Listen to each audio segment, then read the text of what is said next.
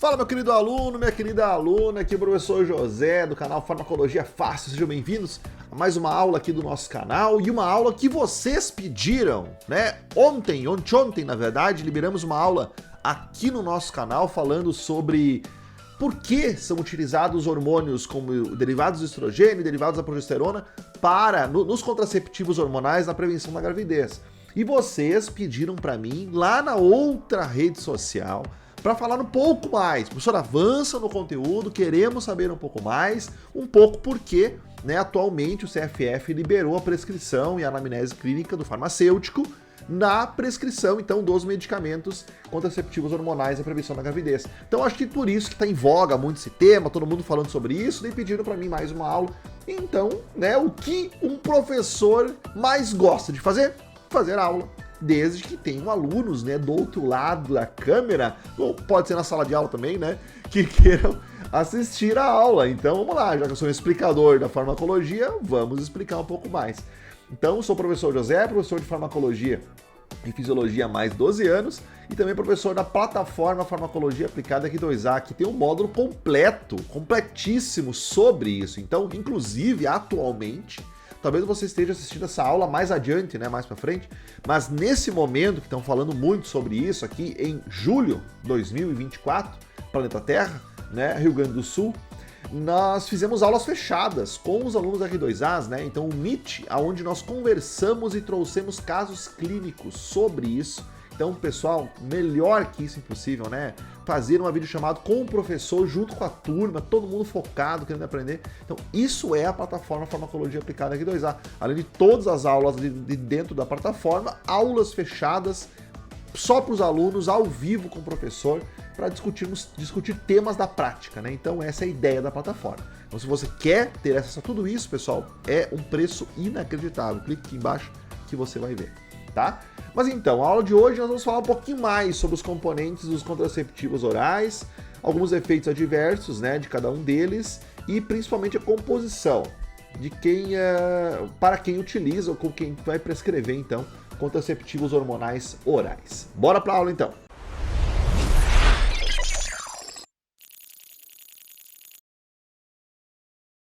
Bom, podemos ver que tem uma diversidade enorme de marcas, né, de contraceptivos hormonais, diversas marcas diferentes, com nomes diferentes. Até o pessoal brinca que se nascer a criança vão botar o nome de Tamisa, se nascer a criança vão botar o nome de Nordete. Eu nunca conheci uma Nordete, eu acho que esse anticoncepcional é bom, né? Brincadeiras à parte, tem várias marcas de contraceptivos hormonais, mas vira e mexe, nós encontramos um carinha nesses contraceptivos aí, que é o etinil-estradiol. E daí você tem que prestar atenção apenas na dose do etinil-estradiol.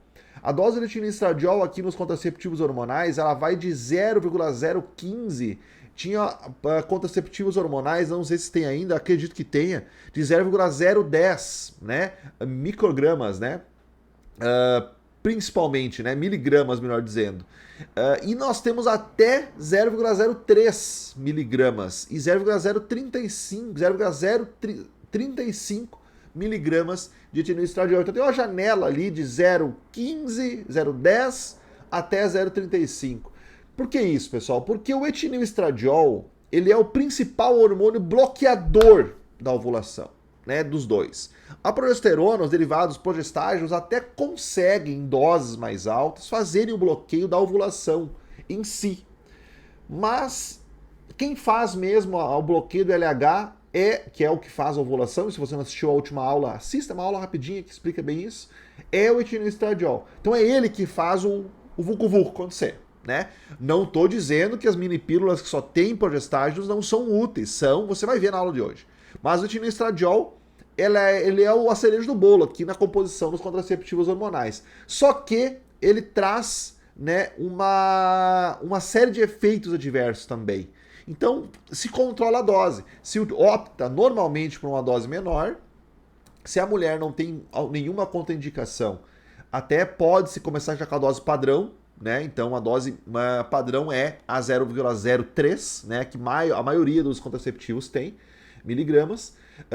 E daí se avalia duas coisas: efeitos adversos, né? O risco, já que o risco foi retirado, né? Não tem risco devido aos riscos que o etinoestradiol traz, fatores de risco da mulher frente a riscos da utilização do etinoestradiol, se utiliza o etinoestradiol, se vai buscar então efeitos adversos depois da implementação da utilização diária e escapes menstruais durante o mês, sangramentos eventuais fora de época durante, né, o mês, 3 meses de avaliação. Se tiver escape, pode-se aumentar a dose de etinoestradiol, desde que não tenha, né, efeitos adversos e nem um surgimento de um risco, de um fator de risco da mulher. E se tem muito efeito adverso, se não teve escape, pode diminuir. Então essa dose, ela é maleável, né? Então o etinoestradiol, normalmente, como ele sai em quase todas as pílulas compostas, no lugar dele, às vezes nós temos o estradiol, mas o principal, 99% é o etinoestradiol, se mexe a dose. Já o progestágeno, se mexe o tipo de progestágeno. Então nós temos ali levonorgestrel, dienogest, hidrospirinona, então tem vários tipos, dependendo do efeito adverso, se troca, né? Então essa é a lógica dos contraceptivos hormonais. Então o primeiro estrogênio esteroide semissintético oral foi então o 17-alfa-etinil-estradiol, que é um análogo do 17-alfa-etinil, que foi sintetizado em 1938 por Hans Herlofs e Walter Hollweg em Berlim. O etinoestradiol, então, ele foi aprovado pelo FDA nos Estados Unidos em 25 de junho de 1943, então faz um bom tempo que ele está no mercado, e comercializado pela Schering, né, como etinil. O FDA retirou a aprovação do etinil, né, como eficaz em 2004, a pedido da Schering, e descontinuou a venda dele por causa, né, dos efeitos adversos que ele trazia. Depois ele ressurgiu em várias marcas com uma dose diferente e com todos os benefícios então que ele pode ter. Enquanto o estradiol ele é amplamente absorvido pelo trato gastrointestinal e também muito metabolizado no fígado, o etinoestradiol não é. Porque a molécula ela é modificada em um dos carbonos, carbono 17, onde foi então o etinil colocado, e ele então inviabiliza essa perda completa da molécula dentro do organismo. Então ele mantém o efeito do estradiol dentro do corpo. Por isso que o nome, né, se diz já etinil-estradiol. Então é a molécula do estradiol com o radical etinil incluído em um dos carbonos, o que protege do metabolismo. E afinal, então, qual o efeito desse estrogênio tão importante no nosso organismo? Então, ele tem um papel complementar na prevenção da gravidez. O que ele faz, então? Ele ajuda a estabilizar o revestimento do útero, né? Então, o estrogênio ele faz isso, o que pode reduzir o sangramento irregular e proporcionar ciclo menstrual mais previsível, tá? Além disso, na inibição da ovulação, então ele ajuda a regular o ciclo menstrual e ele inicia, então, qual que é o efeito dele sobre a ovulação? Quando combinado junto com o progestágeno, os derivados do estrogênio, o etinoestradiol, ele ajuda a suprimir a liberação dos hormônios da hipófise. Então ele impede a liberação do FSH e do LH, como eu falei. Então esse é o papel central dos derivados do estrogênio na ovulação. Mas junto com o progestágeno, esses efeitos se potencializam, tá? Então fique com essa informação. Então ele aumenta a eficácia do efeito do progestágeno também na prevenção da gravidez. Já vamos ver quais são os efeitos dos progestágenos. Então, antes disso, vamos falar um pouquinho dos efeitos adversos, então, do estrogênio. Afinal, quais são os efeitos adversos que foi fomentado, né? Que foi dada origem à retirada do etinil há um tempo atrás e que hoje é monitorado. Bom, efeitos comuns que a mulher pode ter utilizando derivados do estrogênio: náusea e vômito, né, com muito desconforto gastrointestinal, cefaleia, por isso que mulheres com cefaleia com aura não devem utilizar derivados do estrogênio, tá? A não ser que tenha um acompanhamento médico, tá? Alterações do humor pode ocorrer também quando se utiliza etinoestradiol, sensibilidade mamária, sangramento intermenstrual pode acontecer, mas normalmente por doses baixas do etinoestradiol, e retenção de líquido é algo esporádico, não é muito comum, é mais comum com alguns tipos de progestágenos. Agora, alguns efeitos adversos menos comuns, mas que entram em choque com os fatores de risco que a mulher pode ter. Se ela tiver algum fator de risco que vai de frente com esse efeito adverso incomum, é perigoso e aí tem que se tomar prevenção, tem que se agir com cautela, prevenindo esses efeitos de acontecerem. Hipertensão pode causar, alterações hepáticas, trombose venosa profunda, porque o estrogênio produz fatores de coagulação. Então, qualquer condição da mulher, por exemplo, uma fase puérpera, né, pós-parto, ela está numa fase de hipercoagulação. Então, vai ter problema. Depois de uma cirurgia, por exemplo. Então, pode piorar o quadro de risco de trombose. E também pode ser o motor principal de um quadro de trombose. Doenças cardiovasculares e distúrbios metabólicos. Também pode ser perigoso, por exemplo, em mulheres que tenham problemas na vesícula biliar, mulheres que tiveram câncer de mama ou têm câncer de mama, porque algumas células do câncer de mama nutrem-se de hormônios como o estrogênio. Então, muito perigoso nesse sentido. Por isso que tem que fazer um histórico completo da mulher, histórico clínico completo, tanto patológico quanto farmacológico, para ver, né, se é possível utilizar o etinoestradiol. Algo também interessante é quando a mulher faz cirurgia bariátrica, porque a absorção do etinoestradiol cai muito quando se tem um segmento do intestino retirado, para que diminua então a absorção de vários nutrientes, incluindo o contraceptivo oral, fazendo com que para essas mulheres seja mais interessante utilizar então o contraceptivo injetável. Pois bem, então aqui alguns efeitos adversos do etinoestradiol. E os progestágios, então nós temos vários progestágios. Os principais estão na telinha aqui, né, com dosperinona, noretisterona, desogestrel, levonorgestrel, então estão todos aqui aparecendo para você.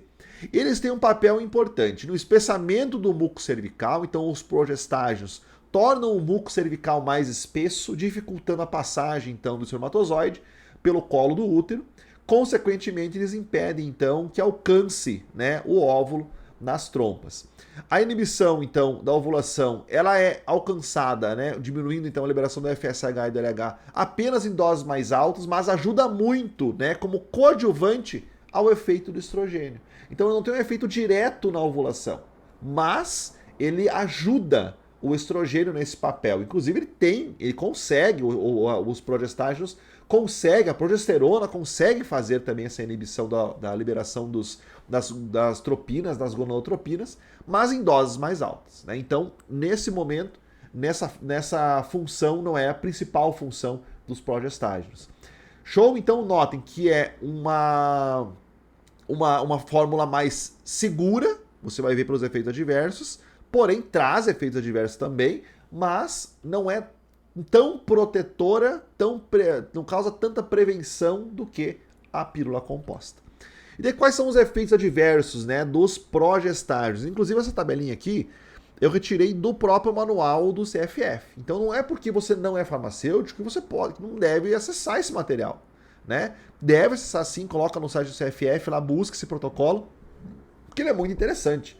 Então vejam só, aqui nós temos todos os progestágios, né? Ciproterona, clormadinona, desogestrel, dienogeste, drosperinona, gestodeno, levonorgestrel, a medroxprogesterona, que é a forma trimestral de aplicação injetável, e a noretisterona. E aqui nós temos então os efeitos adversos. Primeiro, efeito progestágeno, né? Todas têm, óbvio, né? Senão não estariam aqui, né? Paracetamol não está aqui porque não tem, né? Então, efeito progestágeno. Segundo, efeito androgênico. Desogestrel tem, gestodeno tem, levonorgestrel tem, a medroxprogesterona tem também e a noretisterona tem também. O que é um efeito androgênico? A mulher pode ter aumento de acne, hirsutismo, queda de cabelo, aumento de massa muscular, redistribuição da gordura, aumento da libido, aumento da irritabilidade e irregularidades menstruais. Então, são efeitos dos hormônios masculinos, né? Ligando em receptores de hormônios masculinos no corpo da mulher. Então, é efeito androgênico, né? Pois bem, e tem outros que têm efeito antiandrogênico. Olha só que interessante. Ciproterona é o que mais tem efeito antiandrogênico. Então, ele é uma mini pílula que diminui o surgimento de acne, diminui o hirsutismo, porque ele vai bloquear receptores androgênicos no organismo, diminui queda de cabelo, então, e algumas mulheres sentem mais, outras sentem menos. Só que diminui também a massa muscular, diminui a redistribuição de gordura, retenção de gordura, né? Mobilização de gordura mais na região do abdômen. Pode diminuir a libido, a ciproterona, por causa disso também. Diminui a irritabilidade e diminui também a irregularidade menstrual. Isso é um efeito da ciproterona. Então, quando ela está junto com o etinoestradiol e quando está separada, ela vai ter esse efeito. Dienogeste também e a drosperinona também. Então, alguns benefícios que pode ser um malefício também, né? E para outras um benefício desse progestágeno. Efeito glicocorticoide, ou seja, a alteração da glicose, muito importante, porque um dos fatores de risco da mulher no uso de contraceptivo oral é a diabetes. A diabetes pode ser piorada com o uso, por exemplo, de estrogênios, né? Então aqui nós temos alguns progestágenos que interferem no metabolismo da glicose. Vejam só. Então pode aumentar a glicose, pode aumentar triglicerídeo, pode causar imunossupressão, causar osteoporose, catabolismo muscular e hipertensão. Quem são eles? Que é uso contínuo. Mas pensa, pessoal, é um uso contínuo por muito tempo. Então pode ocorrer esses efeitos adversos. Ciproterona, clormadinona, gestodeno e medroxiprogesterona, aplicação trimestral do injetável, tá? E por fim, um efeito antimineralocorticoide, né? Então, um efeito contrário ao da aldosterona. A aldosterona, que é o hormônio mineralocorticoide, faz retenção de sódio e água e eliminação de potássio, né? Então, que é o efeito corticoide. Alguns corticoides têm esse efeito adverso. Aqui nós estamos falando de efeito antimineralocorticoide. Então, retenção de potássio, não perda. Então, causa retenção de potássio, redução da pressão arterial e de eventuais edemas e perda do sódio, então, na urina. Então, esse é um efeito anti-aldosterona, antimineralocorticoide, que nós encontramos na drosperinona e no gestodeno. E aí, pessoal, quando se utiliza um contraceptivo composto, por exemplo, combinado, se avalia durante os 3 meses se não tem nenhum desses efeitos adversos, daí se faz a troca, se necessário. Show? Então, aqui estamos os principais mecanismos, né, dos derivados de estrogênio e derivados dos progestágenos, né, da progesterona, e os principais efeitos adversos. Espero que você tenha gostado da aula e, mais uma vez, se você quiser que eu traga mais sobre o protocolo de prescrição de contraceptivo oral, o protocolo que faz com que você tenha uma visão ampla da paciente e possa fazer o seu melhor, né, na prescrição dos contraceptivos hormonais orais e injetáveis, é só colocar aqui nos comentários que esse professor traz para você. Se inscreva, ative as notificações e fique ligado, porque aqui no canal Farmacologia Fácil tem aula quase todo dia. Grande abraço e até a próxima aula. Beijão!